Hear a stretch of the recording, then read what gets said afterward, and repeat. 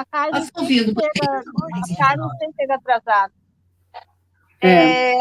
A gente tinha, na verdade, lido só um parágrafo ali da 38 ou 39. Isso. Começava ali aos interesses, né? A gente leu aquele parágrafo e aí paramos ali. Eu tenho aqui, ó, eu fico com duas telas aqui, tá? O Bruno, que eu peguei a tela lá do ICS, que estava lá no ICS, sim, né? Então eu fico aqui, ó, eu estou aqui no computador e eu estou com o WhatsApp aqui na outra tela, o WhatsApp aberto. Então, aí, aquele dia eu olhei assim, porque eu fico acompanhando se tem alguma coisa ou não, e eu aviso, assim, eu vou estar no grupo e tal. Como a Dani telefonou, eu disse, quando ela telefona, porque não é boa coisa, ela sabe que eu estou ocupada. Eu levei um susto, eu saltei. Claro. Realmente o WhatsApp eu fico acompanhando aqui para ver se entra alguma coisa, assim, né? Mas telefonema, hoje em dia, a gente já leva um susto. Daí é então tá. Vamos ler. Mas agora tá tudo bem com ele? Eu vi que tu botou tudo ali bem, que ele saiu do hospital. Já tá em casa. Saiu hoje, já tá em casa, já tá bem, com 14 quilos a menos, né? Tem que se recuperar. Teve o Covid e emagreceu 10 quilos também, diz que dá muita amargor na boca, daí isso aí provoca falta de apetite, né? Eu não tive falta de apetite. Quisera eu ter falta de apetite. Não. Não tive. Eu tive uma outra que ficou internada 27 dias e não emagreceu nada. E ela ficou internada e entubada. Nossa! E não emagreceu. Gente! Eu achei que ela ia partir, né? O esposo dela faleceu. Ela tem problemas cardíacos sérios, obesidade mórbida, e eu digo, a Terezinha não vai escapar. E escapou. E aí ela foi para casa com oxigênio, porque o médico achou mais conveniente para que ela não pegasse nenhuma infecção no hospital. Ela foi para casa com oxigênio. Aí faz a semana retrasada que ela parou de usar o oxigênio. Bem complicado o quadro dela. E aí está se restabelecendo, né? Coisa gradativa. Mas deu tudo certo, graças a Deus. Com ela e com teu genro, graças a Deus. Vou começar a leitura, então. Tá. Mas o sistema constituído por esses múltiplos valores condiciona, sobretudo, as relações afetivas interindividuais, do mesmo modo que o pensamento intuitivo ou representativo está ligado, graças à linguagem e à existência dos signos verbais.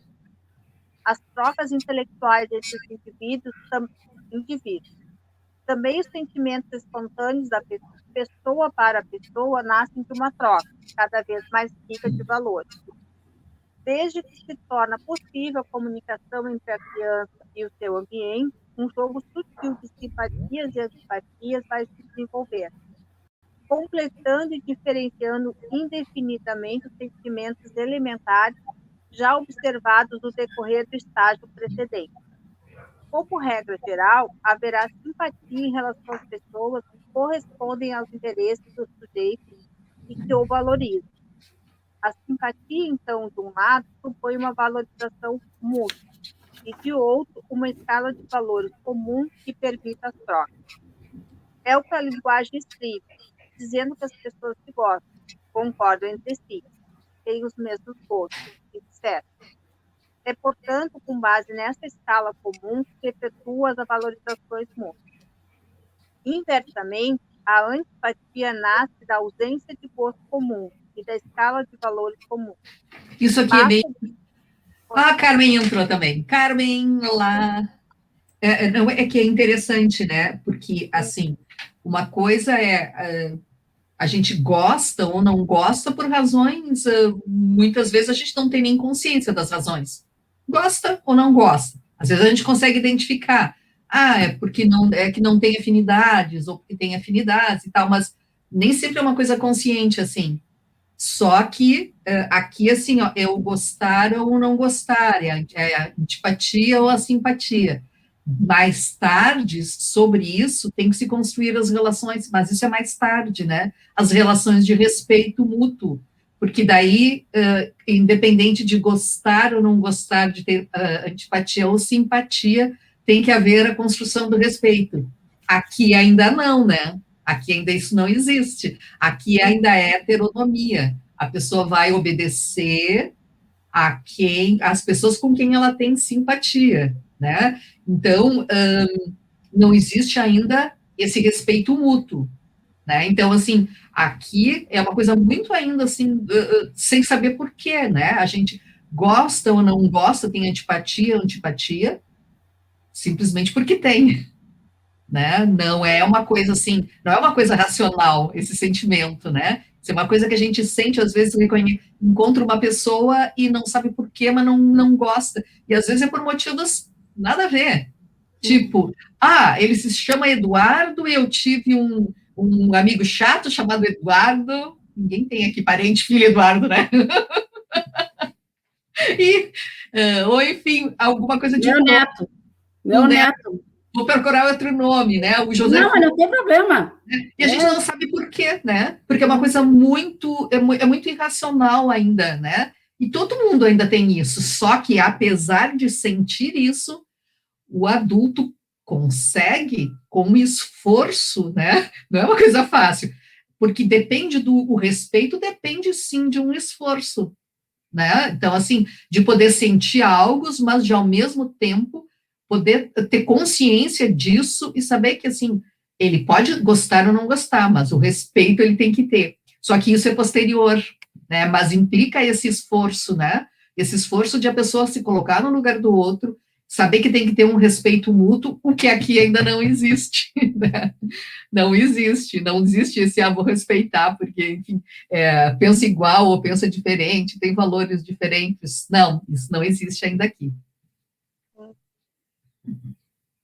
Basta observar a criança na escolha de seus primeiros companheiros ou na reação a adultos estranhos à família, para se poder seguir o desenvolvimento das valorizações interindividuais. Quanto ao amor da criança por seus pais, os laços de sangue estão longe de poder explicá-lo.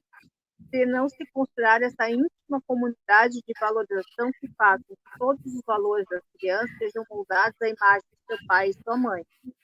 Ora, entre os valores interindividuais assim constituídos, existem alguns especialmente importantes.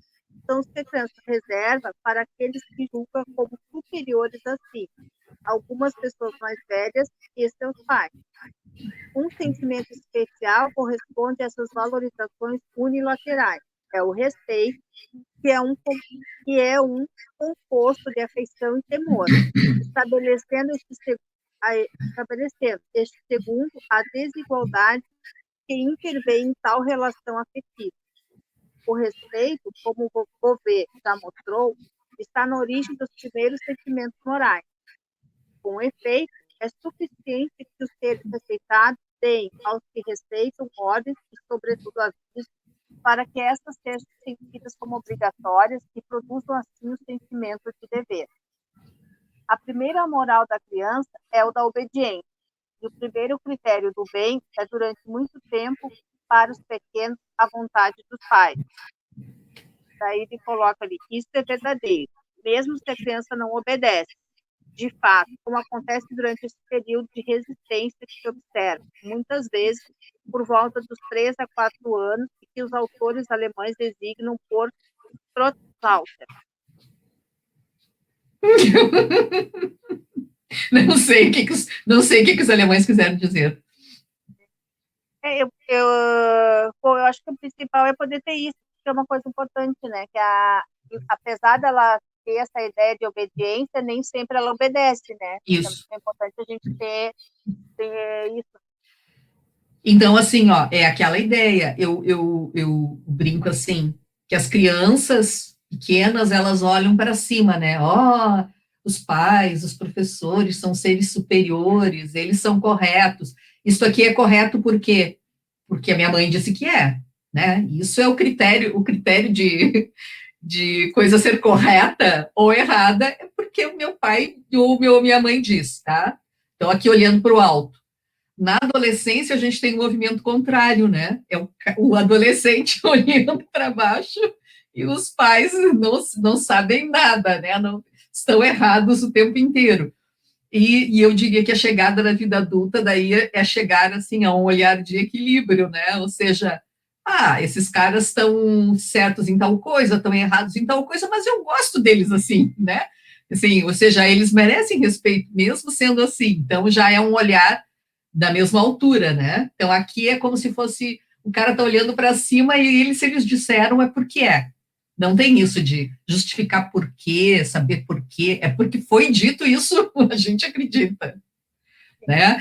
Ou então a minha professora disse, minha mãe disse, certo. Ou às vezes também as crianças questionam, né? Algumas mais com a faísca adiantada, como a gente diz, não, é porque é assim, pronto. Aí o pai ou a mãe às vezes não tem argumentos, não, é porque é assim, pronto. Eu estou mandando, eu estou dizendo. Aí o que acontece? Isso é uma coisa de heteronomia, né? Porque as crianças pequenas, se o adulto disser que e pronto, é sagrado. E existe esse momento em que para a criança é sagrado. A questão é que se a gente quer educar para a autonomia, se a gente quer que se desenvolva, vai ser legal essa pergunta, né? Porque vai ajudá-lo a se dar conta da onde que saiu aquilo. No entanto, nem sempre, isso é bastante comum, né? Nem sempre os adultos estão educando para a autonomia. Muitas vezes o adulto está educando para a heteronomia. É mais fácil, né? Porque eu estou mandando, enfim. Então, existe um momento em que para a criança é assim, né? E, de repente, alguns adultos sentem falta, querem que isso se mantenha, acham que está bom assim, né? E realmente promovem a manutenção da heteronomia. Então, assim, essas questões ligadas à moralidade, então, assim, é bem interessante, porque do desenvolvimento cognitivo, eu sempre digo, assim, das coisas ligadas aos fenômenos físicos, sempre é mais fácil, porque não tem regras de conduta, regras assim, vou magoar alguém, ou alguém vai ficar chateado, são coisas objetivas, né, as regras do mundo físico. No entanto, quando entro nessas questões de moralidade, a gente tem outros elementos, né, muitos elementos afetivos, tem muitos elementos afetivos envolvidos, então a criança, digamos assim, ela já pode ter as condições cognitivas mas isso não vai garantir que ela atinja esse desenvolvimento, porque tem isso. Eu magoo minha mãe e meu pai, se eu fizer tal pergunta. Né? Então, é melhor eu fazer de conta. Então, assim, ela tem que. É um jogo bem difícil para a criança, né? Ela tem esse medo que, se ela perguntar tal coisa, ela pode perder esse amor.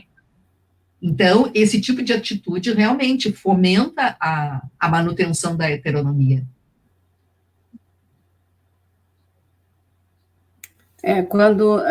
Mas vamos avançar um pouquinho mais, né, professor Tânia e colegas, na época dos porquês.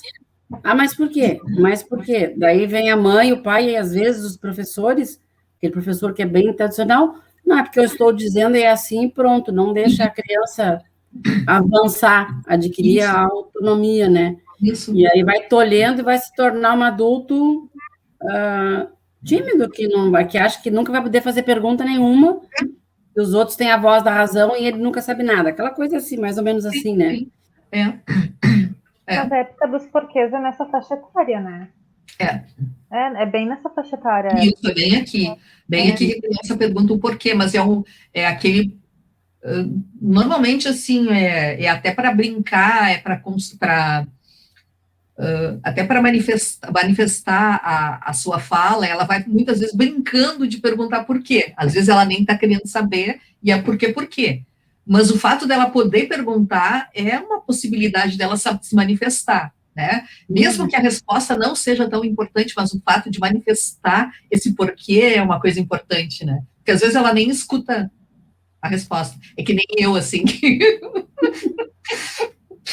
fico perguntando às vezes, né, que eu pergunto muitas vezes, não, mãe, tu já perguntou isso, não, Tânia, tu já perguntou isso, e eu ando muito esquecida, né? Não. Daí os filhos dizem assim, mas eu já te disse isso, mãe. Ou os netos, ou vovó, eu já te ensinei isso, tu esqueceu? Não, eu digo assim... Vamos ensinar de novo. Não, mas tu já perguntaste isso, e daí eu digo, tá, mas o que foi que tu respondeste mesmo? Sim, aqui é o porquê, né? Esse exercício do porquê. Então, são coisas importantes no desenvolvimento da criança. Então, mesmo que agora eu não esteja com disposição para responder, né? Mesmo que nesse momento eu não consiga responder, mas é importante para a criança saber que ela pode continuar perguntando. Uhum. Daí são coisas diferentes, porque às vezes a gente não tem tempo, ou não sabe, ou não tem paciência, enfim, ou não tem conhecimento, mas de qualquer maneira eu posso não responder por não saber a resposta, por não ter tempo, sem tolher a capacidade de pergunta, né? Essa possibilidade de perguntar, de saber que perguntar é uma coisa legal.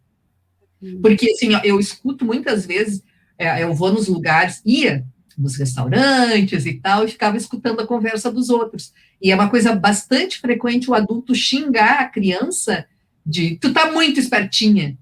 Ser esperto é xingamento, né? Que é uma coisa que não é para ser. Né? Sua espertinha, sua curiosa. Né? Curiosa, então, até eu sempre escuto para mim. Ah, que curiosa! Sim! É na mesma linha do fazer arte ser errado? Isso, exatamente. Então, a pessoa vai se acostumando, é muito interessante porque o ouvido vai se acostumando àquilo, né? Aquilo ali vai ficando naturalizado, como fazer arte é uma coisa ruim.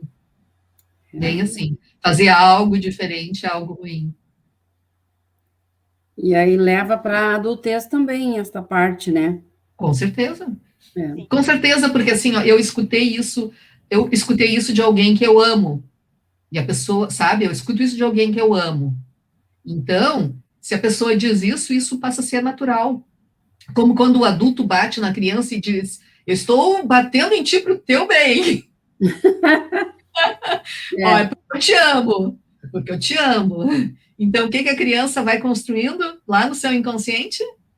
Né? Quando ama, bate. Sabe? Apanhar é bom. As duas coisas passam a ser juntas, amor e violência física estão juntas, ó. É muito, muito terrível isso, né? É muito terrível nos relacionamentos para a pessoa depois tirar esse vínculo, porque fica forte. Se ela ouviu dos pais, ela vai ter que desautorizar os pais depois. Não é, olha, não é brincadeira. É verdade, concordo plenamente. E se vê muito disso, né? Porque, assim, ó, não quer dizer que às vezes as pessoas não percam a paciência, não enlouqueçam, acabou batendo, beleza, ok. Mas outra questão diferente é depois ainda dizer para a criança que é por amor. Não, é porque perdeu a paciência, porque, enfim, estava com TPM, estava num mau momento. Agora, dizer que é por amor é sacanagem, né? Forte. Então, os valores morais assim concebidos são valores normativos, no sentido que não são mais determinados por simples regulações espontâneas, como as simpatias ou antipatias, mas graças ao respeito por regras propriamente ditas. Mas deve-se concluir que, desde a primeira infância, os sentimentos interindividuais são suscetíveis de alcançar o nível daquilo que chamaremos a seguir de operações afetivas em comparação com as operações lógicas, ou melhor, os sistemas de valores morais que implicam um ao outro racionalmente, como é o caso em uma consciência moral autônoma, não parece, pois os primeiros sentimentos morais da criança permanecem intuitivos, a maneira do pensamento próprio a todo esse período de desenvolvimento. A moral da primeira infância fica, com efeito, essencialmente heteronômica,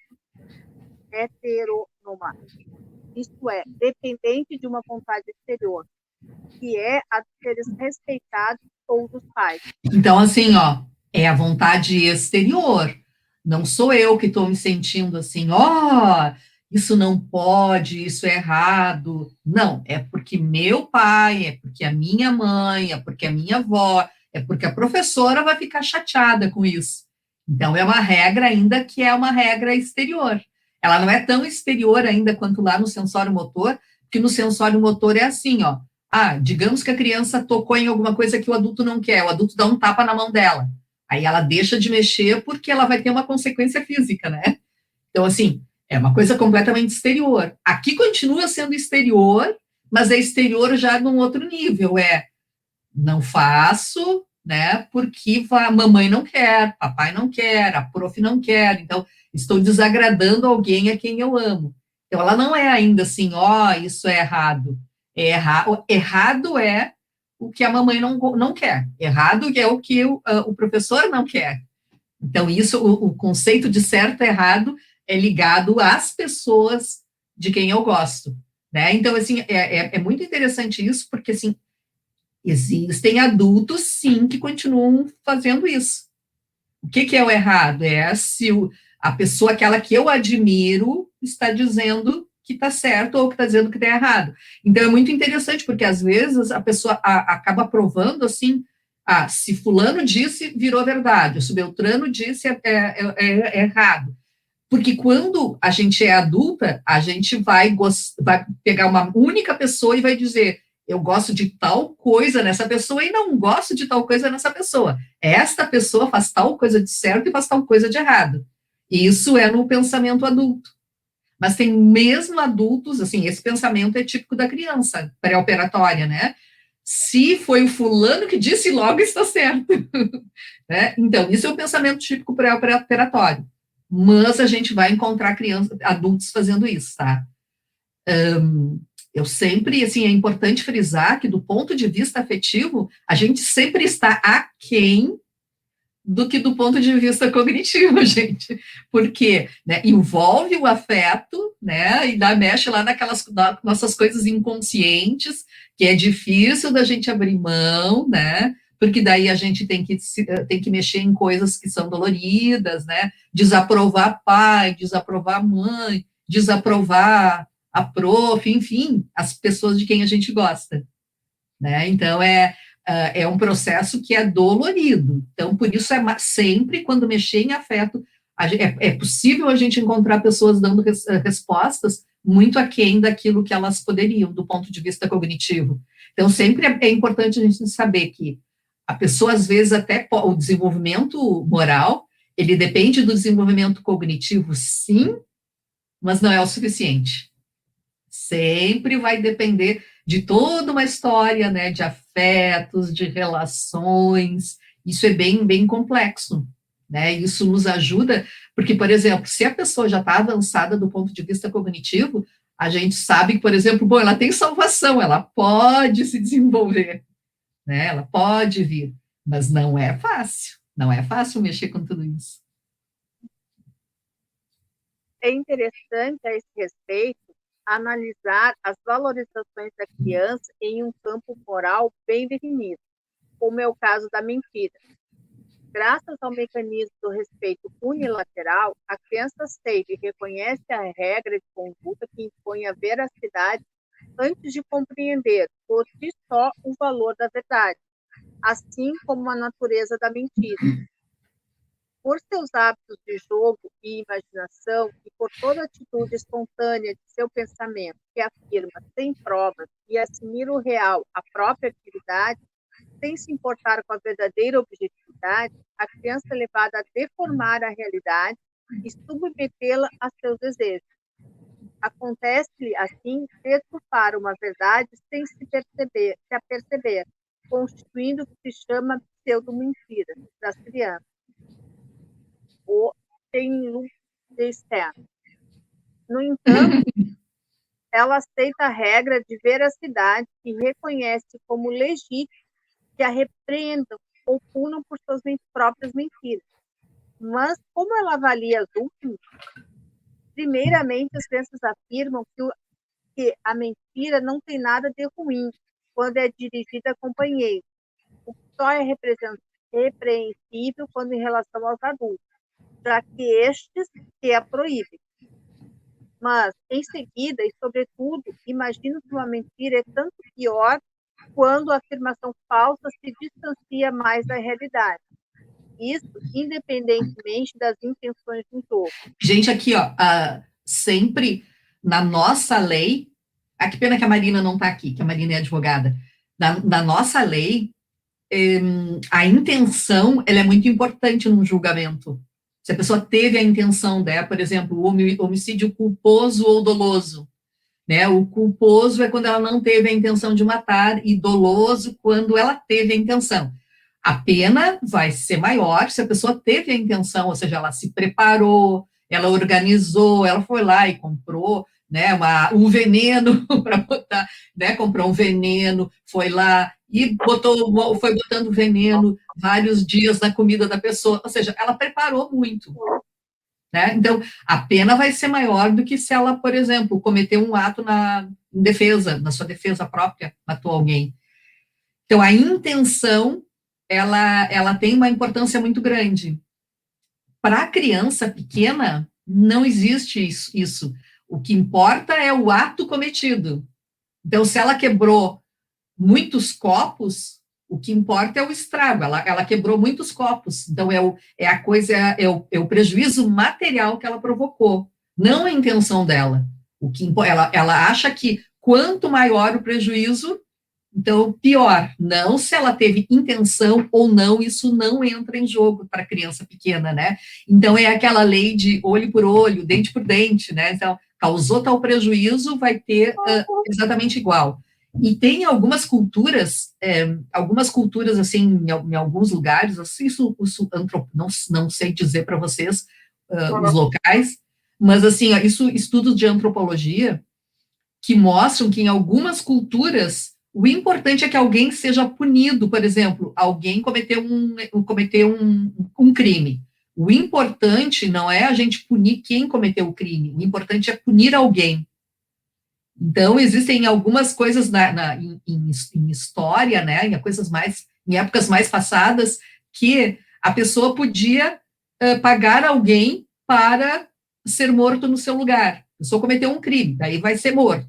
Então, tu paga alguém para ser morto no teu lugar. Ou seja, isso não era uma coisa errada. Por quê? Porque daí a pessoa ganha aquele dinheiro, ela não vai usufruir, mas a sua família vai usufruir daquele dinheiro. Ou seja, isso tem um livro em que Piaget fala dessa questão, e seja moral mesmo. Com a moralidade, com o desenvolvimento moral, ou seja, é uma moral equivalente a essa da criança pré-operatória. O importante é que alguém pague pelo crime cometido. Se foi quem cometeu, não interessa. Alguém vai pagar pelo crime. Né? E a gente vê, às vezes, que isso, quando as pessoas... o Fernando assistiu a uma palestra há um tempo atrás, que era sobre linchamentos. Diz que a quantidade de linchamentos que acontecem no Brasil todos os anos é uma coisa absurda, né, de quantidade. E, em geral, assim, como é uma coisa do momento, às vezes acabam tendo linchamentos de pessoas que não cometeram um crime, né?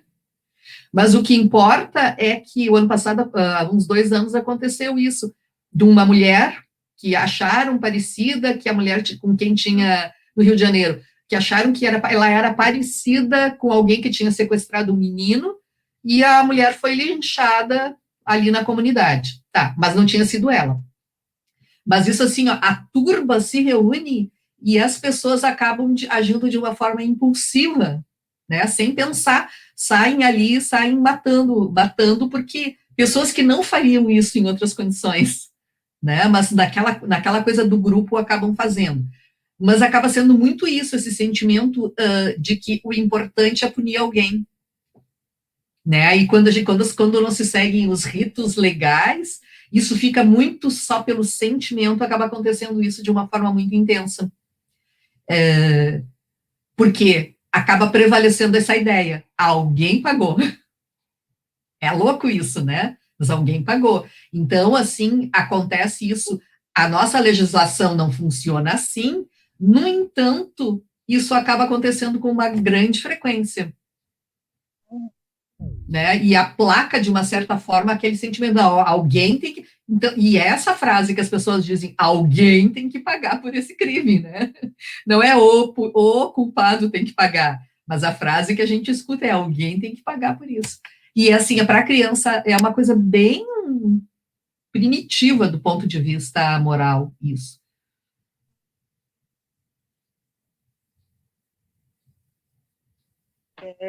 Pede-se, por exemplo, a criança para comparar duas mentiras. Contar a sua mãe que tirou boa nota na escola, quando na verdade não havia prestado exame. Ou contar, após ter sido amedrontada por um cachorro, que este era grande como uma vaca. As crianças compreendem bem que a primeira dessas mentiras é destinada a obter indevidamente uma recompensa, enquanto que a segunda é apenas um simples exagero. No entanto, a primeira parece menos ruim, porque acontece que ela tem boas notas, sobretudo porque a afirmação sendo verossímil, a própria mãe poderia ter se enganado. A segunda mentira, ao contrário, é pior e merece castigo mais exemplar, que nunca acontece que um cachorro seja tão grande.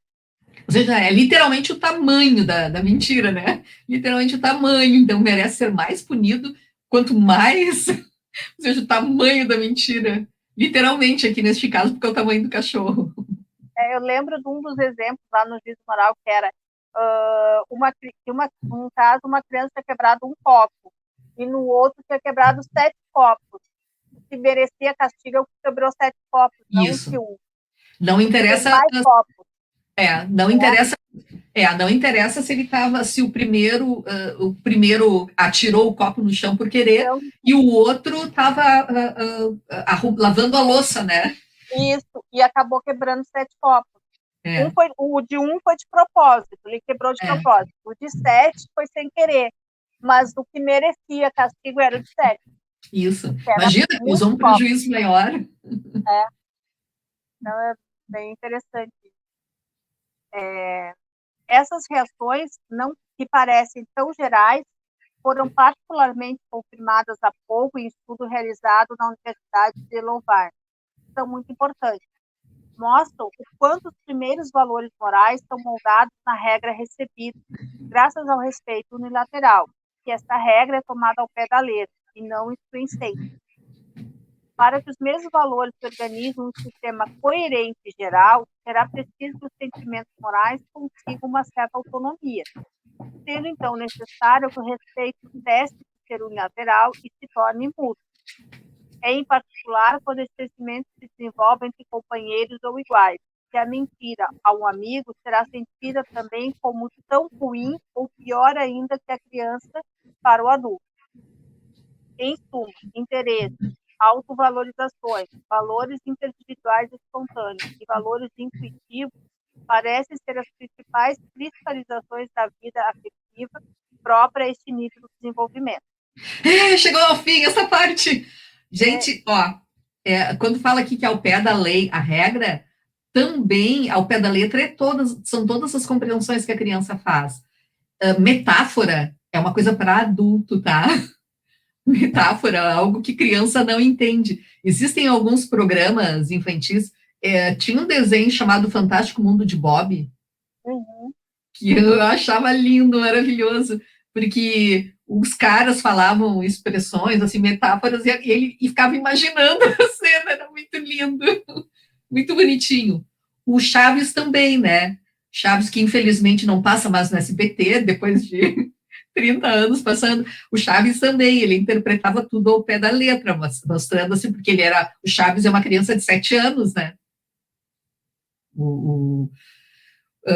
Então, assim, tudo é ao pé da letra, não tem essa coisa de metáfora. Então, a gente tem que tomar muito cuidado com a metáfora. Às vezes a gente usa uma metáfora que faz sentido para a gente, mas tem que entender que a criança vai levar ao pé da letra. Ele vai entender literalmente aquilo que a gente está dizendo, né? Então, a gente tem que tomar muito cuidado, porque nós conseguimos compreender assim.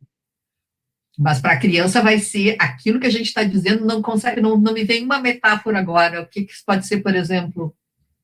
O que pode ser? Você consegue se lembrar? De grão em grão, a galinha enche o papo. Sim. Mas ela não vai conseguir extrapolar para outras situações isso. Sim. Não vai conseguir extrapolar, não tem como. Ou, por exemplo, vai imaginar a galinha comendo grão e enchendo o papo.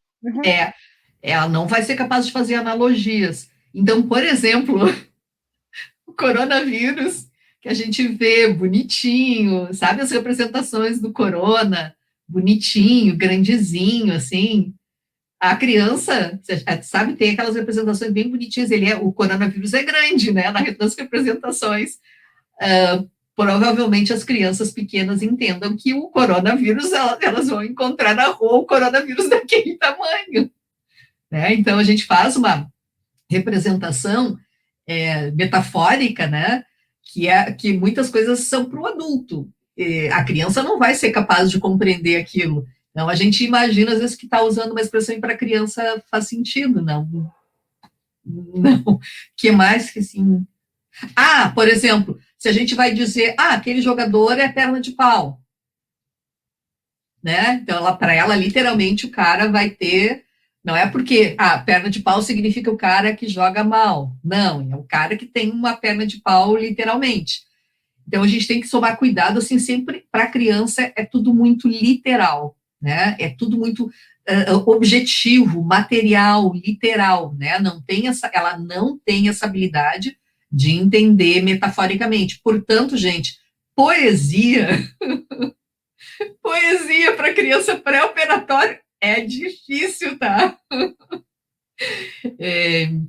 Por exemplo, Machado de Assis, que tá aí, é prosa, daí não é poesia, mas de igual forma, Machado de Assis é muito metafórico, gente, para criança. Às vezes elas são muito novas quando tem que ler na escola. Gente, não tem pé nem cabeça para criança pequena.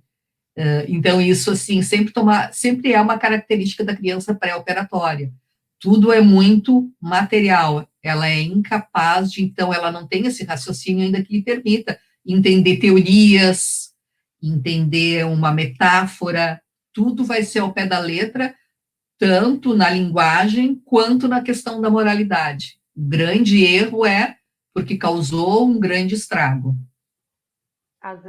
Eu fiquei pensando agora, tentando lembrar situações, assim, eu acho que o que me vem na cabeça, né, é quando tu fala, por exemplo, para uma das crianças em sala, tá com a cabeça, tá voando hoje? Onde é que tá essa cabeça? Tá voando? Isso. Né? Porque tá muito desatento. Nossa, isso. Os outros ficam olhando, assim, eles param e ficam olhando. Acho que eu fico pensando, né? Como isso! A professora diz que a cabeça dele tá nas nuvens, né? Tá aqui. Isso ele para e fica olhando, assim. Isso. E a outra questão que a gente sempre toma o cuidado é assim, quando diz, senta e não levanta mais, né? E às vezes eles querem ir no banheiro e eles não falam, porque tu disse, senta, não levanta mais. E eles não fazem, eles fazem xixi no lugar, porque eles é direto, né? É algo direcionado, assim, eles entenderam que não é o não levanta agora, né? Que eu preciso que tu fique prestando atenção e não caminhando na sala. Então, nossa, tem muitas coisas que eu fiquei pensando agora que a gente cuida sempre quando fala para eles e depois tem que ir lá e tem que voltar para retomar. É bem isso, assim, esses teus exemplos estão ótimos, porque a gente tem que medir cada uma das palavras para saber que eu estou falando uma coisa. Agora, o que o outro compreendeu, isso é a tal da assimilação deformante, né, que Piaget chama, porque o outro compreende de acordo com a sua capacidade cognitiva. Eu disse uma coisa, o outro compreendeu outra coisa diferente. Então, o que o outro compreendeu daquilo que eu estou dizendo? Então, é muito importante isso, assim, esse exercício da gente entender. O que o outro entendeu? Tá, mas me conta tu, me conta agora. Conta agora pro coleguinha, o que tu entendeste, né? Porque a gente vai verificar que a gente pensa que o outro entende aquilo que eu estou falando. A gente pensa. Agora, o que o outro entendeu? Uma vez aconteceu assim, a gente teve uma aluna que foi acho que não foi colega de ninguém, a Josi. Ela estava trabalhando numa escola em Novo Hamburgo, e daí ela disse que a sua diretora falou, ela tinha levado para a sala várias latas e deixava em cima da mesa, era a educação infantil, era o jardim, ela deixou várias latas, assim, tipo Nescau, em cima da mesa, para as crianças poderem ir apontando seus lápis. Beleza, então, assim, isso para não dar aquele congestionamento lá no cesto de lixo, então, cada um tinha a sua latinha ali para fazer a ponta. E daí a diretora disse que não podia ser assim, que a professora é que tinha que fazer a ponta dos lápis para as crianças. Porque Fernando Becker tinha dito isso. Gente, eu me folguei muito no Fernando, eu disse, mas, Fernando, é verdade? Eu não sabia disso. Eu disse, de repente, em algum momento, ele deve ter feito uma brincadeira e a pessoa, não sei, de repente, em alguma palestra, quem sabe, ele fez uma brincadeira e a pessoa levou o pé da letra. Porque eu sempre digo, olha, quando a gente faz uma piada, uma brincadeira, a gente tem que dizer, isto aqui é uma piada, isto é uma brincadeira. Porque só pode ser que ele tenha feito uma piada, uma brincadeira assim, e a pessoa disse, né, o pé da letra. Imaginem a cena, a professora que tem que apontar os lápis, imagina só. Pois é, gente, por isso eu sempre digo, tem que tomar muito cuidado com o que a gente fala, com o que os outros estão compreendendo daquilo que a gente fala, né? De deixar bem claro, isto aqui, por exemplo, isto aqui alguém falou numa entrevista tal, ou, né, estou brincando, isso não é o que eu penso, mas isso então é importante para a gente cuidar na própria linguagem, na própria comunicação, né, para tentar minimizar esse tipo de erro. Já pensou, gente? Alguém quer continuar a leitura para mim? Agora a gente muda, então. Vai entrar nas operações concretas? Nas operações concretas, então. Alguém quer ler? Ou...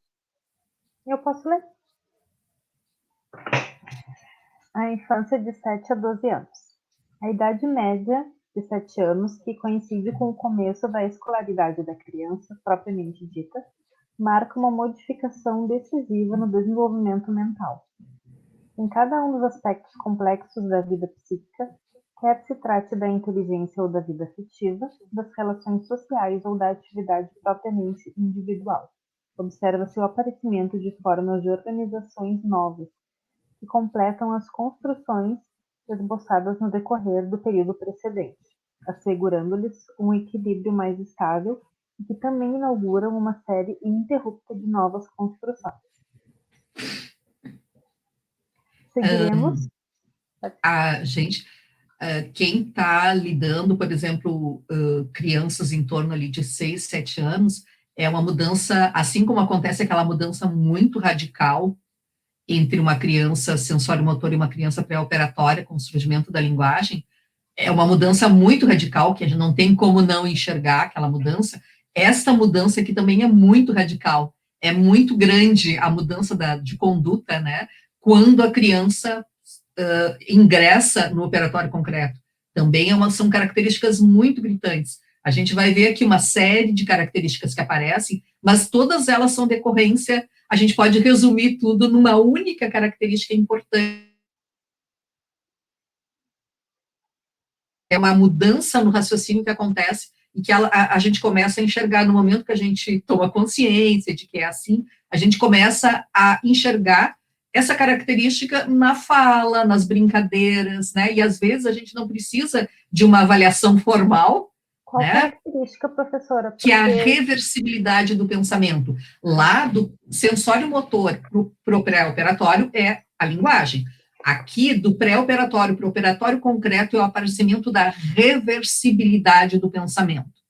E isso a gente consegue identificar, às vezes está em uma brincadeira. É claro que, quando é uma avaliação psicopedagógica, por exemplo, tem que ser feita uma avaliação formal. Por quê? Porque a pessoa tem que dizer de onde que tirou. Ela tem que dizer, foram utilizadas tais ferramentas, tais instrumentos foram utilizados para avaliar, a criança, né, respondeu de tal e tal forma. Numa avaliação, obviamente, a gente tem que ter toda essa documentação, mas de uma maneira informal, no momento que a gente conversa com a criança, a gente já consegue captar, né? Por uma conversa informal, a gente vai captando, né? Quando a gente vai se dando conta, né, dessas características de como é que ela aparece no dia a dia, a gente vai captando. Mas, claro que, se tratando de uma avaliação, sem dúvida nenhuma, tem que fazer aplicações, seguindo os protocolos, tudo bem bonitinho. E uma pergunta que eu fiquei agora, que, a princípio, claro, tudo é mais ou menos, né? Mas mesmo assim, por volta dos 7 anos é que ela vai conseguir, né, ficar com essa pessoa. Como é que fica essa entrada das crianças com 6 anos? Aí é que tá, assim, ó, em média, 7 anos, tá? Isso é em média, aos 7 anos ela ingressa no operatório concreto, em média. Mas vou dar um exemplo, uma vez nós tínhamos eu tinha uma turma da UBRA, Canoas, desculpa, UBRA Guaíba, e aí uma aluna era diretora numa escola que ficava próximo, mas era uma vila bem, bem pobre, tá? Essas crianças eram uma vila muito, assim, precária. E aí ela fez, a turma era pequena, então umas 10 pessoas, então nós fomos em grupo para a escola dela passar uma tarde e fazer aplicações de provas. E aí a gente concluiu, essa turma era de primeiro ano, na época, de 7 anos. E aí a gente passou uma tarde lá e aplicando em todas as crianças ali, foi bem, bem bacana a experiência, mas daquelas crianças, uma apresentou respostas operatórias concretas. Temos 7 anos. Então, assim, é média, tá? Sempre são médias. Então, de qualquer maneira, a gente tem que, no ensino, ter que respeitar a capacidade do outro. É a mesma coisa ali. Então, assim, não é porque tenha 7 anos que vai garantir que ele seja operatório concreto. Então, ele tendo 6 anos, de qualquer maneira, eu já vou ter algum que seja operatório concreto, pode ser que sim, e pode ser que a maioria ainda seja pré-operatório, ou seja, as atividades têm que pressupor o nível de raciocínio em que o sujeito se encontra. Então, o objetivo, se o objetivo é a aprendizagem e não apenas o ensino, a gente sempre tem que levar em conta o raciocínio do outro. É que a nossa educação, em geral, ela está baseada no ensino e não na aprendizagem. O que significa isso? Passar lista de conteúdos. Eu já passei o conteúdo, como disse um professor entrevistado, eu já matei o conteúdo. Agora eu posso deixar eles fazerem perguntas, porque eu já matei o conteúdo, agora eu tenho tempo. É uma pergunta que eu me faço, desde que esse ensino começou, né, dos 9 anos, que transformaram o que seria o primeiro ano em primeira série. Isso. Né? Então, a maioria das escolas, eu acho que não todas hoje, o conteúdo acaba sendo aquele para uma criança de 7 anos, e as de 6 estão tendo que dar conta. E me preocupa muito isso, essa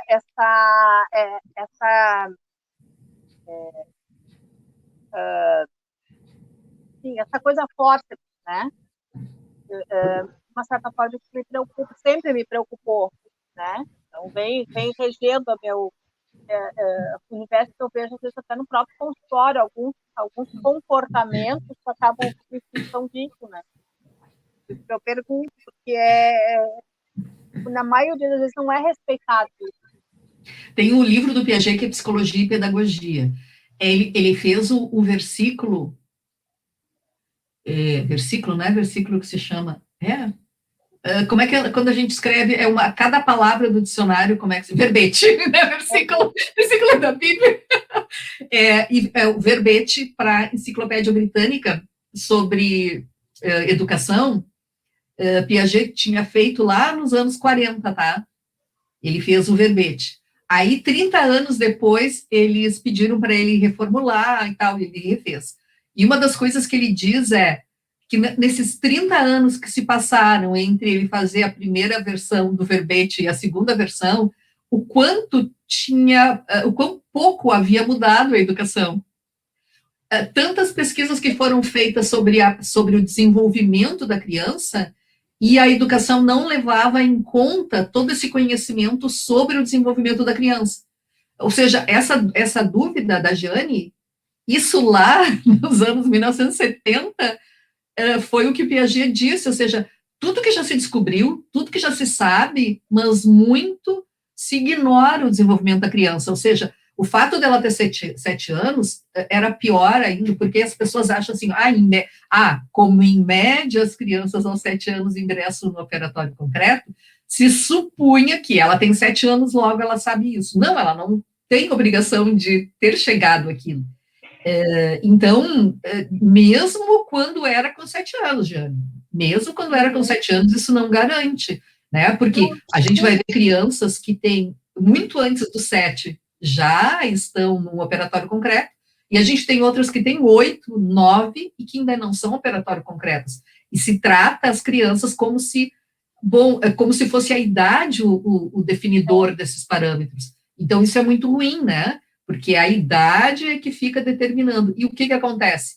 Se tu exige dela coisas que estão além da sua capacidade, e, por exemplo, especialmente na matemática, né? Que a gente depende, um conhecimento depende do outro, que depende do outro, que depende do outro, tu vai acumulando dificuldade. Ou seja, mais distante esse aluno vai ficar das condições para poder, por quê?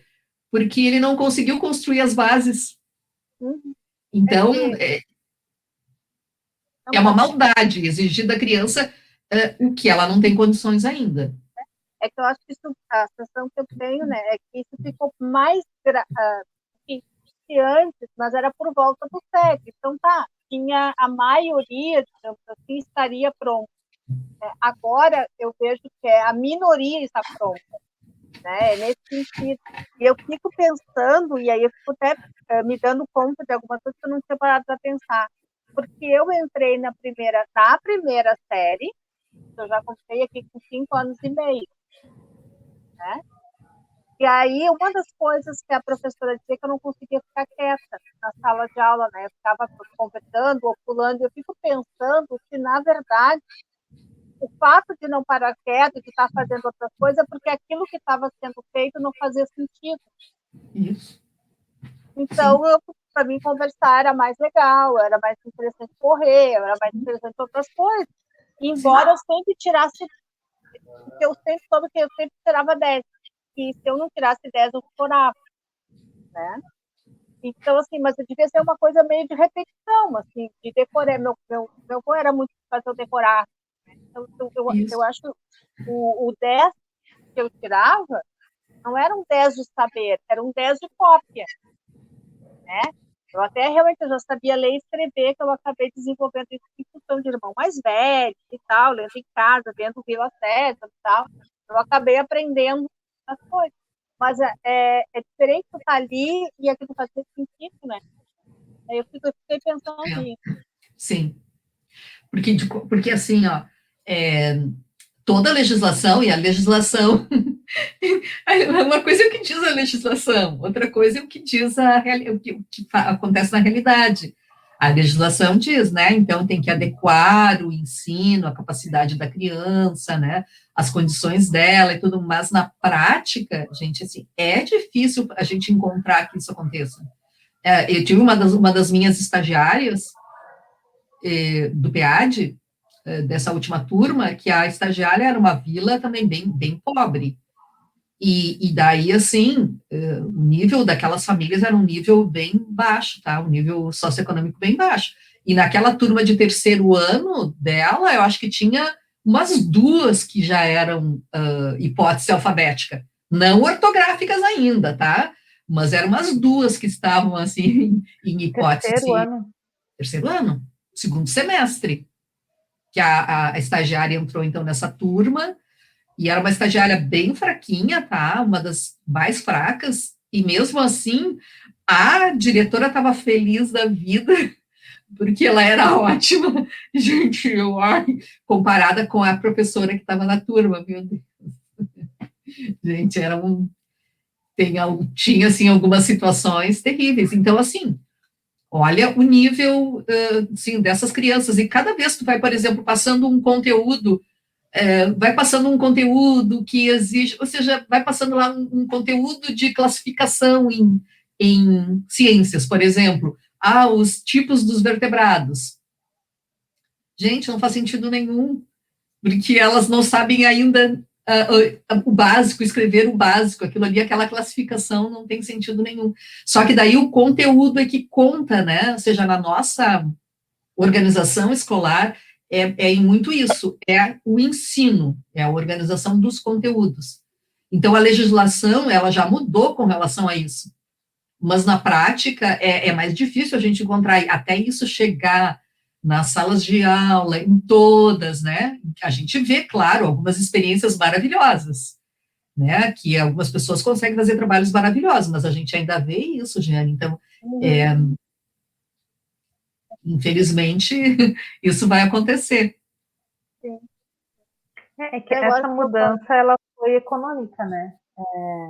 O que motivou o governo federal a fazer essa mudança foi uma questão de economia, né? O quanto que uma criança, um aluno de 6 anos custa na educação infantil no período integral e o quanto que um aluno custa no ensino fundamental no primeiro ano, que é meio turno, né?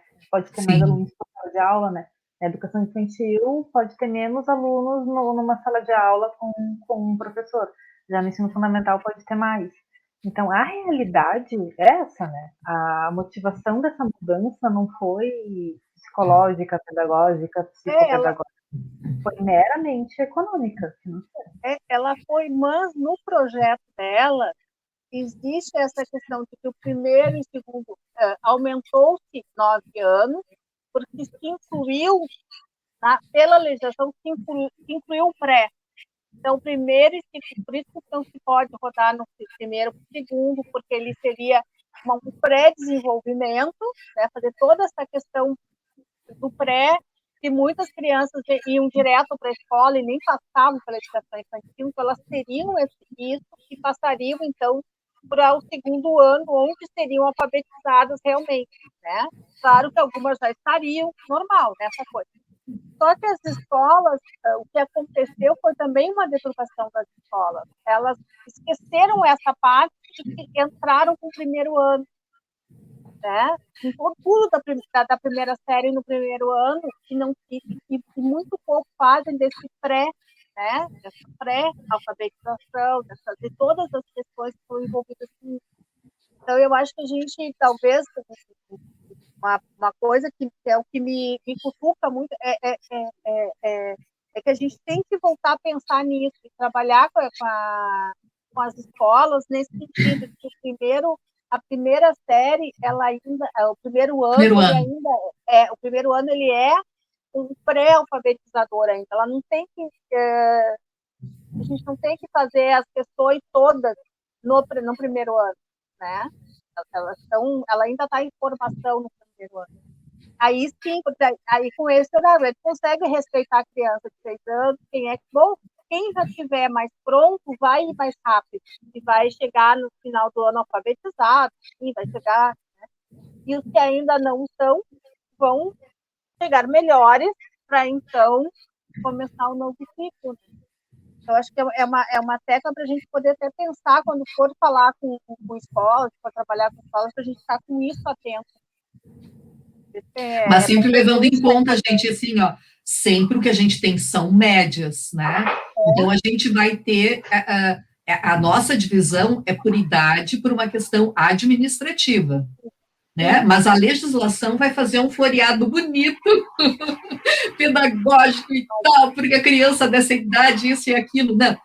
Em média, né? A média, ela é importante, porque a gente precisa ter parâmetros, beleza. Mas eu não posso dizer que um indivíduo específico seja igual àquela média, né? Então, ali a gente sabe, em média, as crianças dessa faixa etária, só que eu vou ter indivíduos com menos idade, que já vão estar lá adiante, e crianças com mais idade que vão estar ainda precisando de um cuidado maior.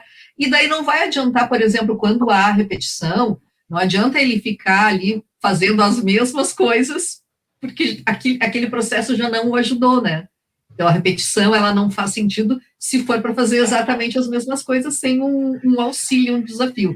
Mas a nossa legislação, assim, ó, ela é baseada no critério idade. O critério idade, ele é importantíssimo para quem trabalha com a gestão, Porque tem que organizar, né? Ou seja, tem que ser todo um planejamento no estado, tipo assim, no estado, no ano tal, nasceram tantas crianças. Então, no ano tal, a gente vai precisar de tantas vagas na creche, a gente vai precisar de tantas vagas no ensino fundamental, tudo assim, bem calculado, né?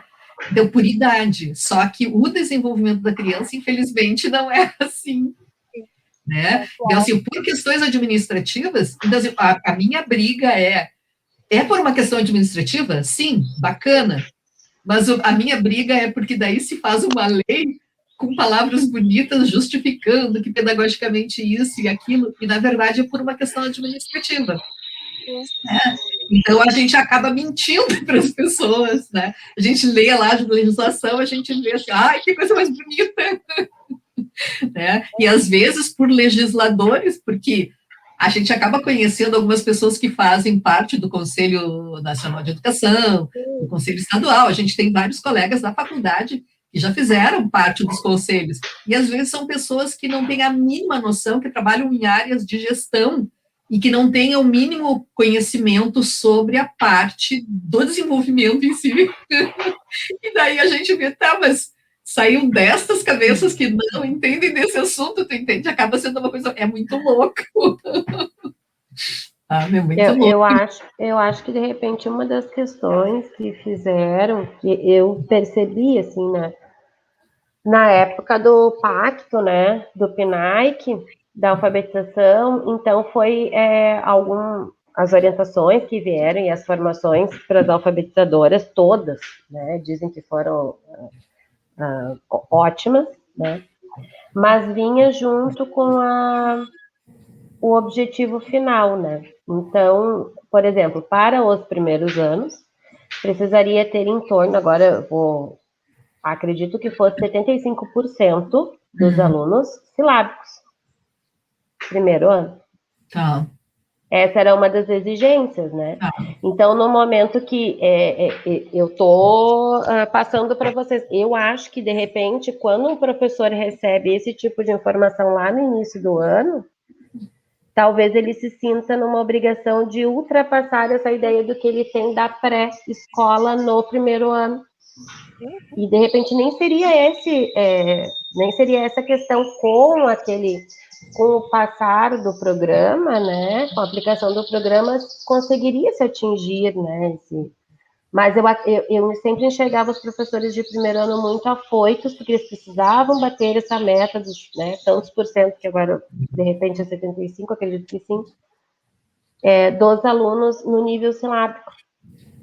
Então, acho que, às vezes, essas coisas também atrapalham, que daí vem a questão, como a senhora colocou, da politização nesse sentido, né? E aí o professor se sente, não posso perder tempo, né? Preciso chegar lá. Porque são então, cobrados pode ser mesmo. Isso. Então... Exato, então pode ser um pouco isso, assim, né? E também porque era uma normativa nova, né? Então, tudo que é novo também deixa mais inseguro. Então, eu acho que daí esse formato, né, de tratar um primeiro ano não como pré. No início se falava muito isso, né? O primeiro ano é o pré. Os primeiros anos ali da implantação dos 9 anos do ensino fundamental, a gente ouvia muito isso. Primeiro ano é o pré, não se preocupa. Aí o que os pais faziam também? É o pré, não precisa levar na escola. Então tinha muita infrequência nos primeiros anos, né? As crianças sumiam, e aí se entra na situação da frequência escolar, né? Cuidar para evasão e tal, que tem essa questão aí. Então foi bem, até hoje, na verdade, né? O primeiro ano é bem... Só que baixou a idade para a obrigatoriedade escolar, agora está em 4 anos, né? E aí esses de 4, 5 anos são prés, não são? O nome não é pré? É na pré-escola daí, então, né? Pré-escola. 4, 5 anos é pré. Isso. Então, no primeiro ano, deixou de ser pré. Sim. Né? Então, lá, quando teve essa mudança, se dizia isso, o primeiro ano é o pré, porque ali a obrigatoriedade, eu acho que era 5 ou 6 anos, né? Que era a obrigatoriedade de frequentar a escola. Agora já está em 4 anos, né? crianças com 4 anos são obrigadas a estar matriculadas na educação infantil, que é o pré. Então, o primeiro ano realmente ele não é mais pré, ele virou o primeiro ano. Mas na educação infantil já era pré-escola, não se mudou o termo. Creche é de 0 a 3, 4 e 5 pré-escola, né? A questão da obrigatoriedade, sim, mudou, né? Foi a modificação. Mas é que no fundamental a gente se afasta desses termos, né? Então a gente usa os termos no fundamental e aí se entendeu, são tão pequenininhos, no início a gente ficava assim, não sabia nem como fazer o recreio junto, morria de medo que eles iam, sabe? Claro. Porque eles eram muito pequenininhos, muito pequenininhos. Exato. Exato. Tem passarinhos cantando por aí. Tem.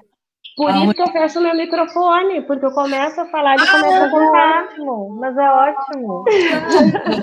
Mas é ótimo, Carmen. Deixa aberto para nossa viva.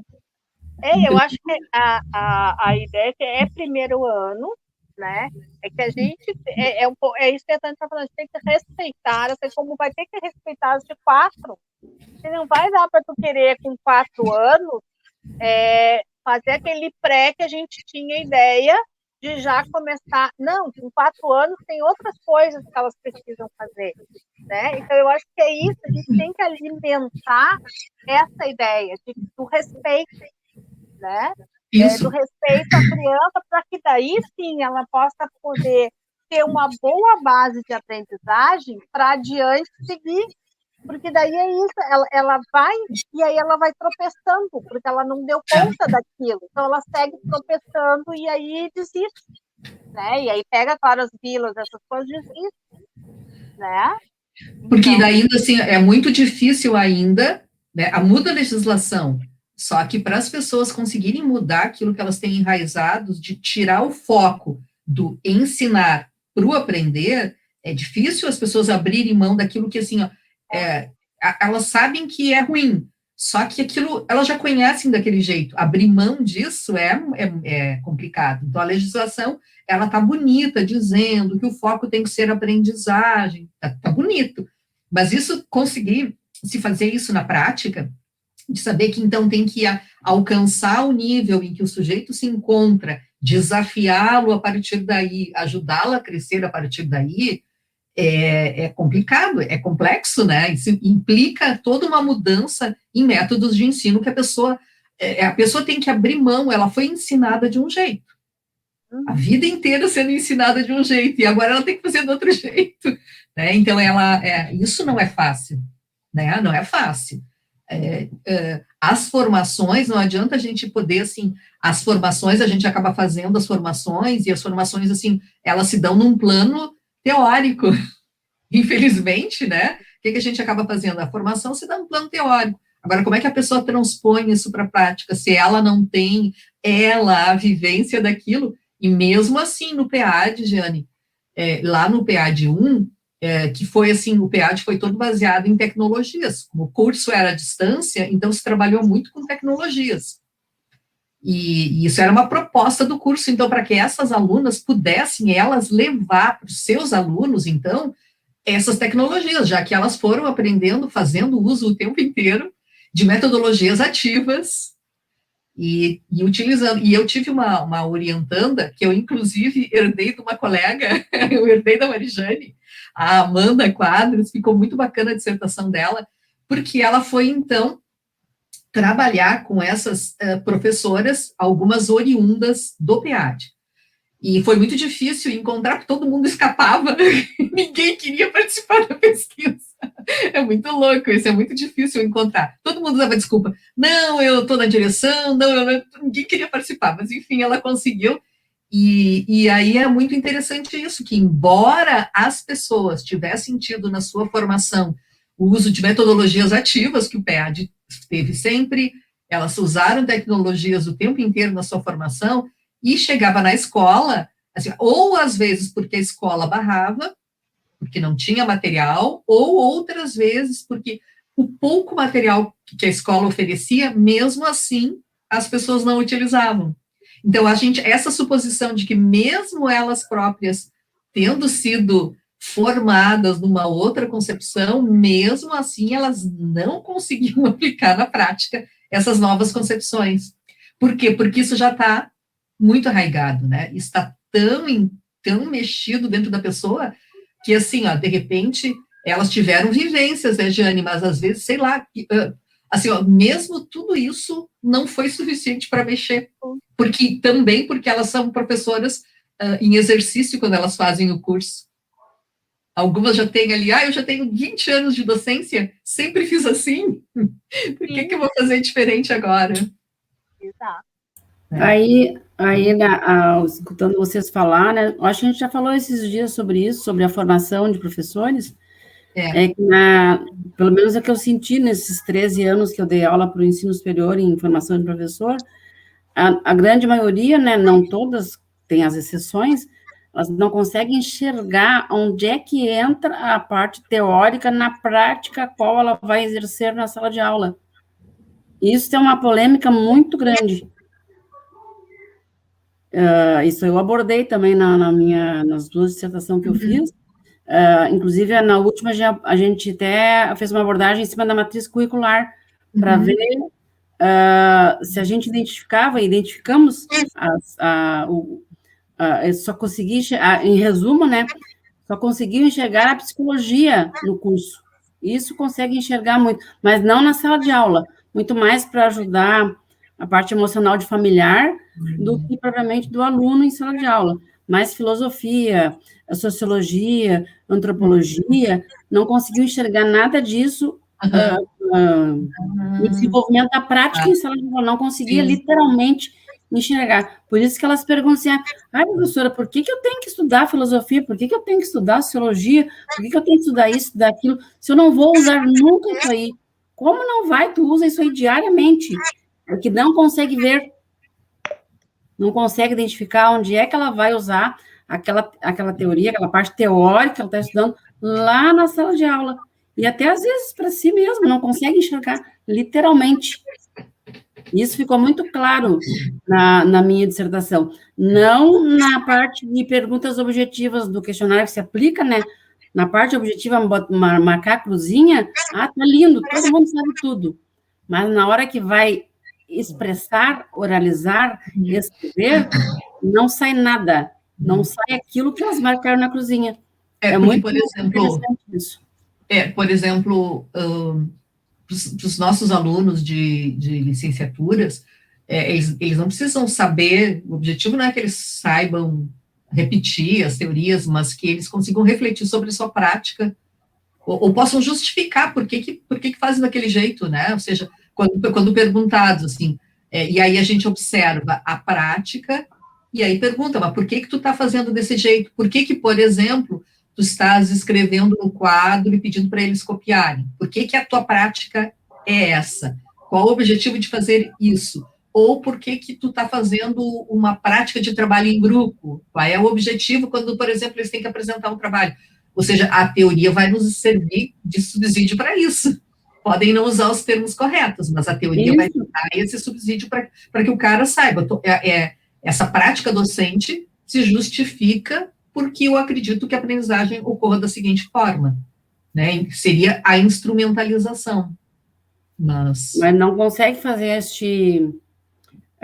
não sei como é que fala, este imbricamento, né? De teoria prática, prática, teoria. E aí eu entendo, né? Eu acho que assim, não sei, que isso reflete na formação desse sujeito lá na ponta, na sala de aula. Eu acho que a Carmen, eu não sei qual é a função dela na escola. Tu é supervisora, Carmen? A orientadora? O que tu é? Eu já fui de tudo.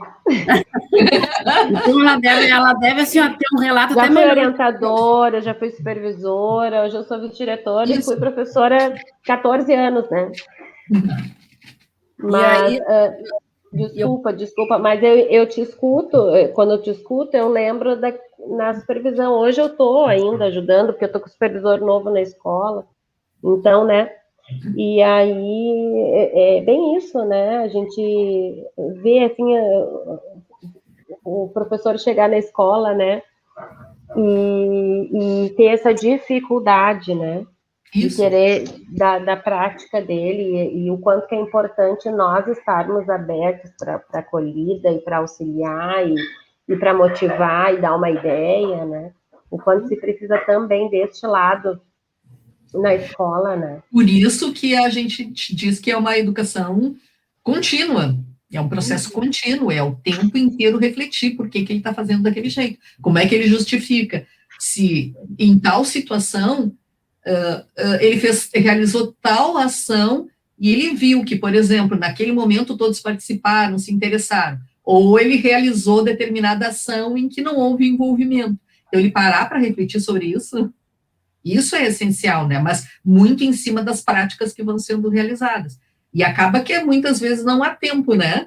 Não há tempo, esse tempo esse tempo pedagógico, da reflexão, porque muitas vezes é o tempo administrativo, a reunião passa a ser apenas administrativa. E a troca dessas ideias na escola, porque esse é um momento precioso. A pessoa vai chegar lá e vai realizar uma prática. Eu dizer essa prática está errada, não é assim que se faz, não funciona.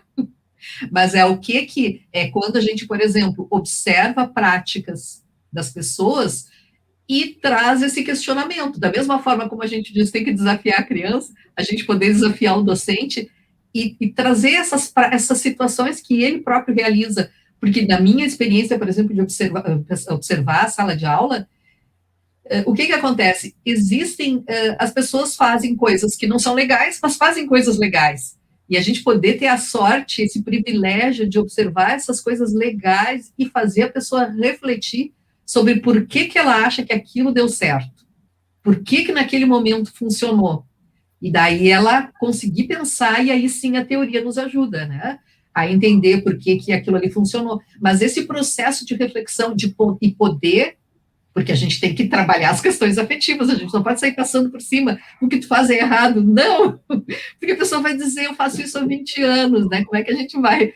Mas quando a gente resgata isso, né, a gente resgata e a pessoa pode refletir, é mesmo, aquilo ali eu vi que naquele momento eles se interessaram, tá, mas o que aconteceu? Por que eles se interessaram nesse momento? E eu sou muito fã das pessoas poderem ter trocas de experiências, né, esse espaço de trocas de experiências, de poder fazer os relatos das suas experiências, poderem compartilhar. Ai, Laurinha! Laurinha vai comer na nossa frente, vamos! É maldade, é maldade. Até o cachorro está se lambendo ali. Pode comer, Laurinha, pode comer, pode deixar aberto. Eu vou me lamber junto com o cachorro. Então, assim, poder a pessoa enxergar que ela faz coisas bacanas. Isso é muito, muito interessante. Então, quando a gente vai fazer, por exemplo, uma formação lá numa escola ou no município, eu adoro as coisas presenciais, né? Então, assim, eu acho uma dificuldade, porque agora eu tenho sido convidada para situações, mas tudo à distância. Então, aquelas dinâmicas legais que dá para fazer, porque daí a gente coloca a pessoa numa situação, traz uma dinâmica e coloca um desafio para a pessoa, para ela se colocar nesse lugar de refletir. Tá. Eu vi que a Natália disse que está. Então, a gente poder colocar nessas situações, trazer uma dinâmica para a pessoa se sentir nesse lugar, né, poder e se sentir valorizada, e se sentir respeitada, mas, ou seja, ela faz um trabalho que é o melhor que ela pode, acho que a gente tem que partir desse lugar. Ela está fazendo o melhor que ela pode. Como é que ela pode melhorar mais ainda, né? Isso é um respeito ao outro. Mas é difícil a gente fazer essas mudanças. Isso depende, então, de ela ter tempo, ter alguém que observe o trabalho dela. E a gente não tem muito isso, né? A gente não tem essa coisa de... A educação contínua, ela não vai muito por aí. Não se tem esses espaços, assim, de trocas intensas, porque para mim teria que ter. Na universidade, agora está surgindo... Antes da pandemia, eu estava participando um projeto bem bacana, coordenado pelo professor Rafael Arenhaldo, e era um projeto, não é docência compartilhada, como é que é? Um projeto dentro da universidade para que professores pudessem observar práticas dos outros professores. É voluntário. Compartilhada, né? Não é compartilhada. Não. Me foge o nome agora. Mas, assim, para que professores para que professores observem e possam trocar. Então, é voluntário por enquanto, tá? E daí, com a função da pandemia, esse projeto todo, depois eu me lembro do nome, esse projeto, claro, parou. Mas essa coisa de poder, então, fazer essa troca, poder fazer esse compartilhamento que a gente não tem muito... Colaborativa, docência colaborativa. E, por enquanto, é bem incipiente, bem inicial, né? Mas é uma coisa que a gente não tem essa prática, de um colega observar a aula do outro, né? Não se tem essa prática. No ensino fundamental, não se tem isso. Na educação infantil ainda tem, né? Na educação infantil ainda tem essa troca de professoras ficarem 2 ou 3 na mesma sala. Mas chegou no ensino fundamental, é cada um no seu quadrado. Nós temos na escola, a gente chamou, né, Odete em Movimento. O nome da escola é Odete Freire. E aí se chama o nome do projeto Odete em Movimento. O que é um relato de prática exitosa, né?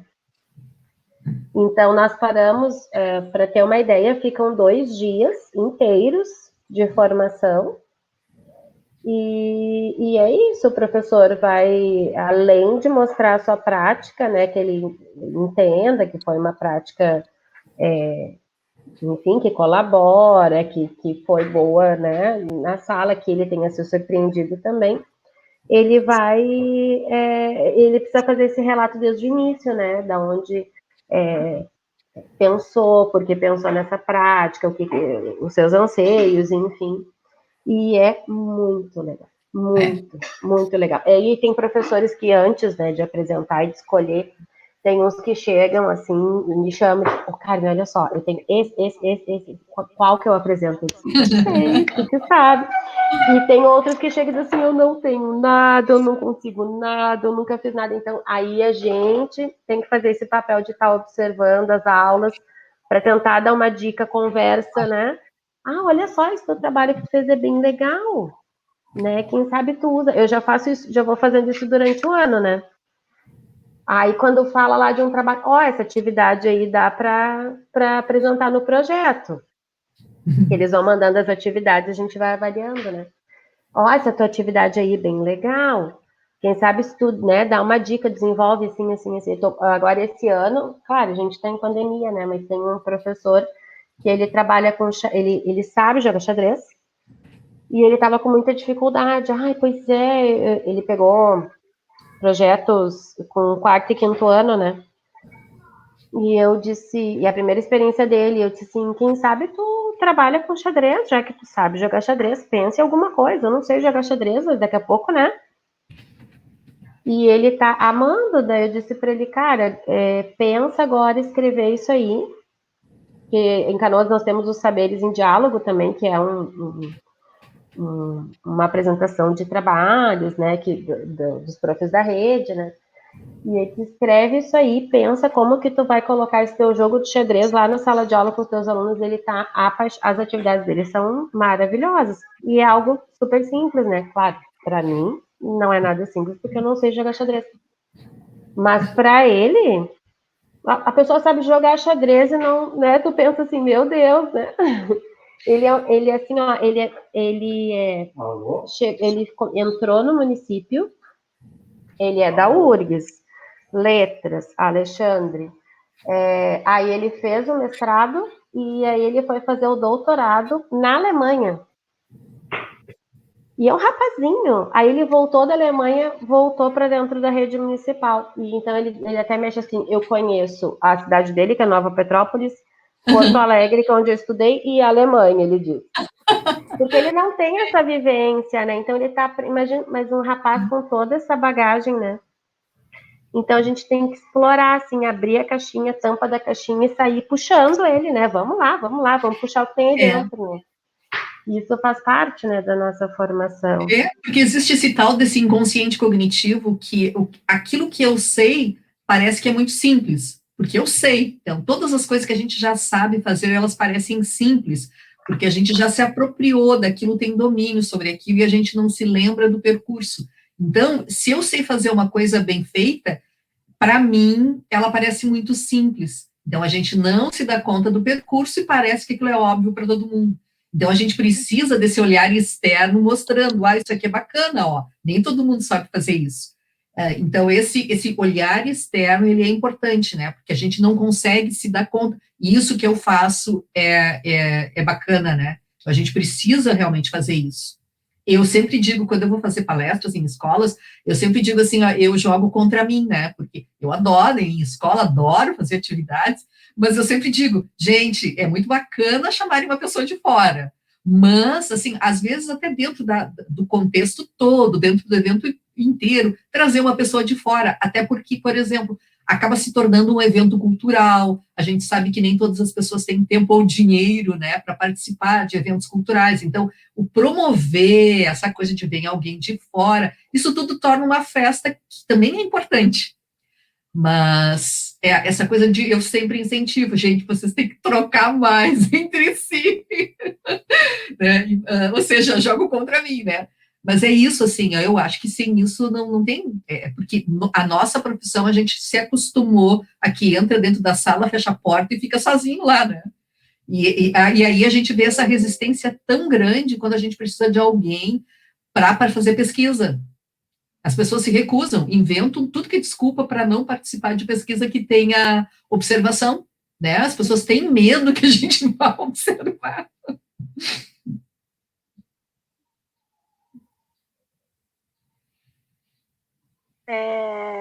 A gente continua e entra aqui, faltam 10 minutinhos, tá? Uhum. Oi.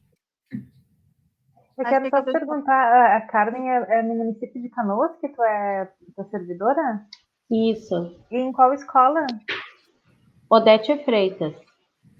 Qual bairro que é? Matias Velho, é a última escola da Matias Velho. É a última.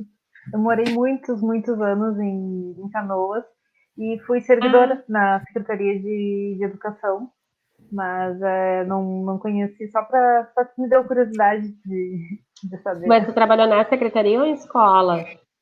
Eu trabalhei, mas um curto espaço de tempo numa escola, mas era lá na Nazário. É do outro lado. É do outro lado da cidade. Só pra... mas então tu conhece um pouquinho. Tem uma outra que fica perto, que é Thiago Virt. Eu tinha estagiária do PA de 1, que é a penúltima. É a penúltima da Matias. Eu estudei, né? Eu fui aluna da rede pública, né? Eu fui aluna de escola pública municipal de Canoas, né? Então, conheço algumas. A rede é grande, Canoas é grande. A rede é grande. Canoas é dividida pelo trem e a BR, né? E, então, eu sempre fui do outro lado da Matias, que é do outro lado. Do outro lado. Ali para Nazário tem o 7 de setembro, tem a General Neto. Foi nessa que eu trabalhei. São 44 escolas fundamentais, né? E são 41 ou 42 EMEIs. Eu estudei ali quase que todo o ensino fundamental na verdade eu estudei todo o ensino fundamental em duas, na Jacob Longoni e no Ícaro. Sim. O Ícaro fica bem na Guilherme Michel. Que legal. Conhece um pouquinho da nossa realidade, então. Nos dois ângulos, né? Aluna e depois pedagogia. Isso é importante. Muito bom. A gente tem um grupo grande de alunas ali de Canoas. Mas isso foi de 1 ainda, que eu tive. Essa escola foi de 1 ainda. Eu conheci a professora Tânia quando eu estava fazendo psicopedagogia no Nela Salles. Tá. Isso foi, muito tempo. Isso mesmo. Gente, foi alemão. Gente, nossa. Dei aula há muito tempo lá. Muito tempo. A minha formação, letras, é pela Unicinos, né? Mas aí depois eu fiz o PP e TICS também, à distância, contigo. Uhum. E fiz umas disciplinas como especial no mestrado, né? Na URGS. Tá. Fiz com a prof. Adriana Toma. Fazia na área da surdeza. Dei aula com a professora Adriana Toma, mas ainda na graduação, eu acho. De Libras. Não, foi depois, Libras, né? Entrou depois. A gente está sempre estudando, né? Coisa boa estar conhecendo pessoas, né? Trocando ideias, isso é maravilhoso. A Adriana se foi cedo demais. Muito. Jovem. Na graduação foi o Cláudio Batista. É Cláudio Batista? É, né? Educação especial. Na graduação foi com ele. Aí depois entrou Libras e aí eu quis fazer por interesse, assim, acho que eu fiz como... Nem sei como, se foi PEC, se já foi no mestrado, eu nem lembro. Passei tantos anos lá dentro que eu nem lembro. Foi ótimo. Para Laura já foi obrigatória, né, a Libras. Isso aí. Então, continua, então? Continua. Continua, então vamos lá. É só um... É no Ali, né? Os progressos da conduta e da socialização. Não, ainda tem o último parágrafo ali do anterior. Eu não li o último, desculpa. Seguiremos para nos guiar neste labirinto a mesma marcha que anteriormente, partindo da ação global, tanto individual como social, analisando em seguida os aspectos intelectuais e depois afetivos deste desenvolvimento. Então, as mesmas sequências, né, as mesmas subdivisões que tinha no anterior, ele vai manter agora. Lembrando, assim, ó, que isso aqui é um resumo que o próprio Piaget faz da obra dele, né, depois de um certo momento, porque é uma obra bem, na trajetória dele, foi uma obra bem já no final da vida. Por isso ele traz coisas assim, ele vai trazendo coisas de várias obras diferentes, e às vezes traz exemplos que a gente se lembra lá no livro tal, ele fala isso, né? A gente está sempre lembrando agora do Juízo Moral, porque ela está lendo. Sim, eu terminei, só tenho que te devolver o livro. Coisa boa. Então, é uma obra bem recente, né? Do ano de 64, gente. Bem recente. Eu nem tinha nascido ainda. Eu já tinha 3 anos.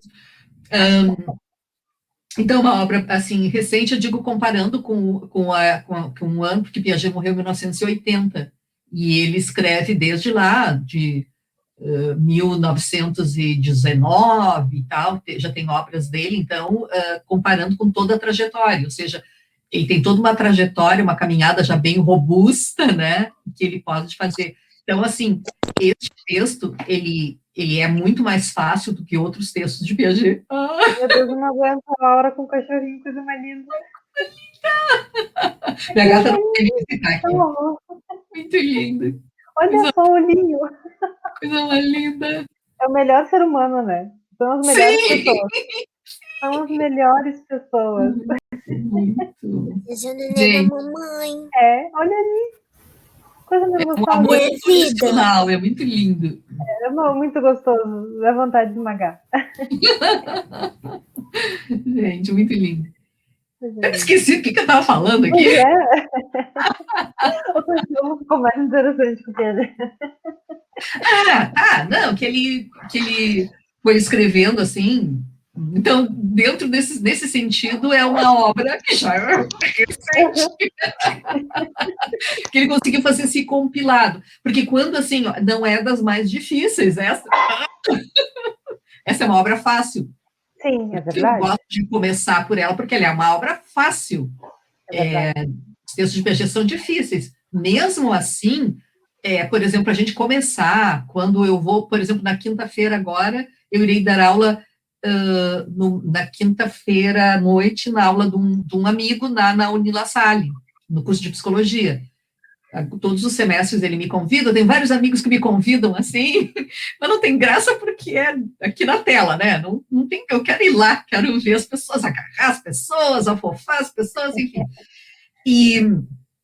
Mas aí, assim, eu sempre indico o meu texto, resuminho do resumo, né? Por quê? Porque para as pessoas que não têm nenhuma noção, no curso de psicologia, assim, vai ser a única, fui na aula da turma da Natália também, fui na turma da Marina, né?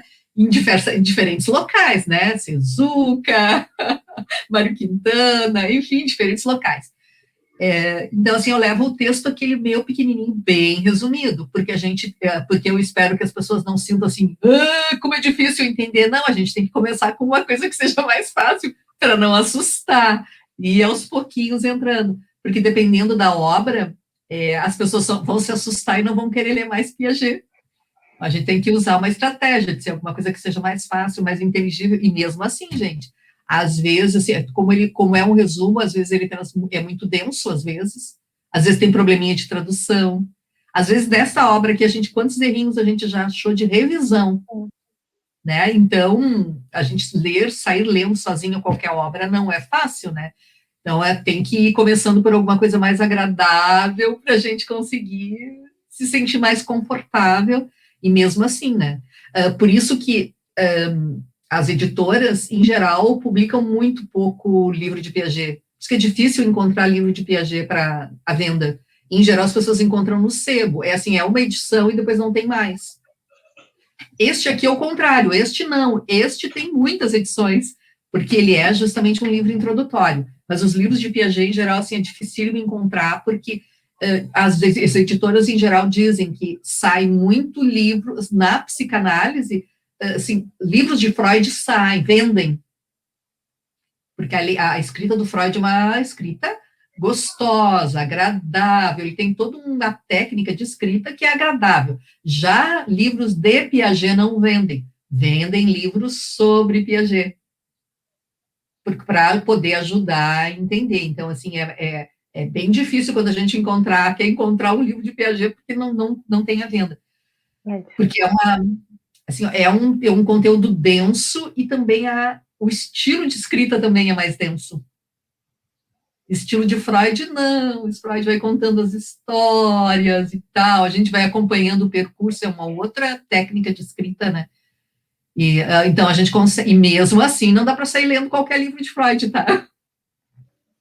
Mesmo assim, tem alguns que são para iniciar. Já Piaget, assim, a gente tem que selecionar muito bem os livros que dá para começar, né, ser uma leitura inicial, e a gente conseguir se sentir confortável. Mesmo o Juízo Moral, que é uma das obras que não é das mais difíceis, mesmo assim, Jane, que tal? Tá mudo, Jane. Mesmo assim, ele dá pano para manga. Não, mesmo assim. Quero ver agora o Nascimento da Inteligência, como é que vai ser. Eu acho que eu vou fazer. Professora, eu já estou lendo. Eu já tinha iniciado a ler, agora iniciei novamente Mas, na verdade, eu não estou tendo tanta dificuldade em função dos outros que eu já li. Isso. Porque tem algumas abordagens que ele faz no início ali que eu já passei pelas abordagens. Então, até a página 50 ainda está legal, vamos ver dali para frente. Eu ainda nem comecei, estou esperando começar a disciplina. É um autor difícil de ler sozinha. Eu até tenho que mandar encadernar faz tempo que eu comprei ele, aí ele está soltando as partes, vou mandar encadernar. Sim. Eu já mandei encadernar 3, porque como são livros de mais de 50 anos, né? Aí ele vai soltando eu já dei uns remendos nele aqui, mas não ficou bom. Ele está soltando, eu vou mandar encadernar ele espiral, daí ele fica mais resistente. Eu já fiz 3 livros, assim, ficou bem legal. Este meu aqui é de 87. Bem novinho. Posso atrapalhar? Eu queria ajuda. Porque quando eu compro, eu sempre gosto de colocar a data no livro no dia que eu comprei, porque daí depois, 20 de março de 87. Esse aqui é de 97 mesmo. O meu é de 87 também. Estava lendo Piaget. Esse aqui também é de 87. Eu comendo areia com 2 anos. E eu estava lendo Piaget. Exatamente. Gurias, me ajudem. Eu não posso fazer essa disciplina? Encontros, não, disciplina, não sei se é uma disciplina, Ela é uma disciplina, uma leitura de... Eu mandei ali no grupo como é que fazia para pedir. PEC, né? Eu botei ali no grupo. Ah, tem que mandar o e-mail, então. Por enquanto, tem que mandar o e-mail ali para ela. Tá, e aí, daí, eu não sei... eu também não estou, apesar de tudo, eu também ainda não estou matriculada. Até porque deu um problema lá no PPG Edu. Tá, eles estão resolvendo. Então, o prof mandou, e aí eu botei aqui no grupo, ó, as instruções para a gente avisar, e aí tu manda um e-mail lá para a Roseli, diz, olha, eu queria como aluna PEC, enfim, até para ela poder organizar, ela pediu que mandasse para ela organizar quem é que tem interesse, enfim, ver essa questão, né? A Giane mandou... Você mandou agora, Giane? Porque eu tinha falado com o professor semana passada sobre isso. E aí, inclusive, ele adiou, ia começar quinta-feira passada, né? Daí ele adiou, daqui a 2 semanas. Só que a Roseli falou que as PEC só pode ser a partir do dia 21, quando vai abrir o edital para PEC. Tá. Eu entendi de novo ali as informações. Tá. Eu não sei se tu tem mesmo que informações além disso. Eu só reencaminhei para ficar bem. Eu acho que, de qualquer forma, não custa. A Marisete já mandou, ela deu a informação, não custa mandar também. Quem tem interesse, eu acho que o melhor é mandar, porque daí ela vai dizendo, né, o que precisa ser feito. E eu até, porque também nós, a princípio, a nossa matrícula é dia 22 só de junho. Mas ela ficou de ver para matricular antes, porque, como diz o prof, leitura dirigida não teria data, né? Não. Então, eu não sei o que eles estão encrencando lá. É que o sistema não deixa, ele não abre para te poder fazer a inscrição. Eu acho que é isso. Não deveria poder, porque a leitura dirigida, teoricamente, ela não tem data. Mas a que eu fiz da Maria Luísa também era leitura dirigida, e eu também só fiz pelo portal. Mas só para aluna PEC, tu fez porque tu já é aluna regular. Mas nós, enquanto PEC, o sistema não deixa fazer, ele não abre. Não deixa. É porque, como a Giane já tem tem número de matrícula, tem carteirinha. Eu também tenho. Mas aí a tua carteirinha só vale enquanto tu tá fazendo aquela disciplina PEC. Aí ela expira. Sim, ela vai expirar dia 21/6, mas mesmo assim, o sistema não reconhece mais. Ele não reconhece mais. Então, o Fernando, como é a aula à distância, como é que se chama? Pelo MConf, não tem, porque se fosse presencial, poderia fazer o encontro e depois fazer a matrícula. Quando der. Só que agora, para entrar na plataforma MConf, que é onde funciona, se não tem a matrícula, não consegue puxar a pessoa para dentro da plataforma. Ele não deixa entrar, né? Não deixa entrar. Não deixa entrar. Então, por isso que não adianta, porque em outras épocas a gente fazia assim, ia assistindo a aula e ia matriculando. Ia passando. Eu acho que talvez fosse isso também, né? E agora, com esse sistema, com as coisas, fica tudo mais difícil. Não dá, Então, gente bonita. Isso. Era isso por enquanto. Isso.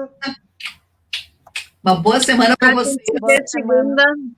Só quero aproveitar para avisar todo mundo que a prof da semana passada não foi considerado, tá? Então, só para você se organizar, para quem se organiza, enfim. Agora a Natália saiu, eu sei que ela é toda certinha. Então, assim, a gente não contou da semana passada como um encontro, tá? Formal. Gente, desculpa o estado da pessoa jogada, mas é que eu fiz um concurso hoje da manhã, e aí, como eu tava nervosa, eu não dormi desde ontem, então eu tô acabada. Mas eu tava aqui, gostei muito do encontro, muito obrigada. Maria Elisete, depois tu me manda o